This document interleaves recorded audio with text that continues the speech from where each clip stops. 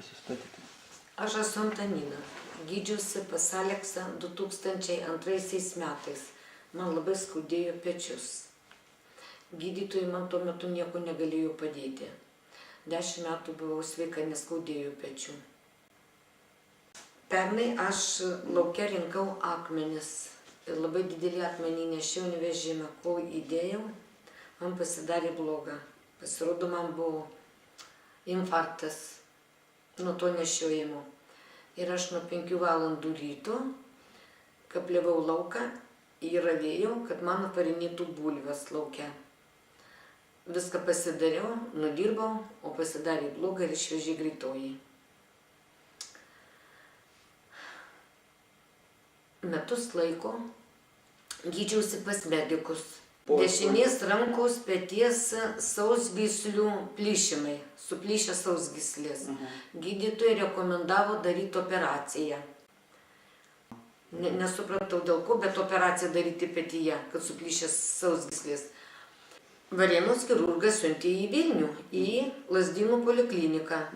Ir ten, reiškia, reikėjo operuotis, bet aš nesutikau. Grįžau, vis tiek skaudėjau. Dėjau pastangas, susieškojau Aleksą, pas kurį gydžiausi 10 metų atgal.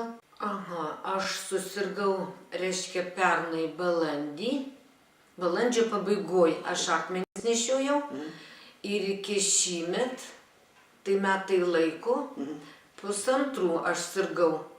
O dabar aš nuo rudenio neprisimenu tiksliai, aš rugsėjo mėnesį kažkur tai pas jūs patekau. Rugsėjį spalį aš vaikštau, reiškia, kas savaitė. Tai rugsėjo mėnesį. Ir dabar aš jau pasijutau daug geriau. Ir po kokio 5 karto, sakyčiau, po 6 man neskauda. Aš galiu gyventi normaliai. Aš negalėjau šviesos įsijungti, durų atsidaryti, apsirengti, nusirengti, pasikloti, užsikloti. Nieko negalėjau. Ir labai labai skaudėjo, beprotiškai. O dabar man neskauda. Aš viską darau. Ir ranką judinu, ir kiloju. Parodykit. Nu, va. Visai? Gerai, ja. Nu, taip. Gerai, labai. Pagerėjimą pajutau kažkur tai po 5-6 karto, kad man jau tikrai gerai, jau galiu taip dabar gyventi, kad nors ir biškiai skauda, bet galiu gyventi. Ir neskauda. Ir vaistų nenaudoju, pas daktarus neinu. Ir miego. Miegat. Miego. Labai gerai.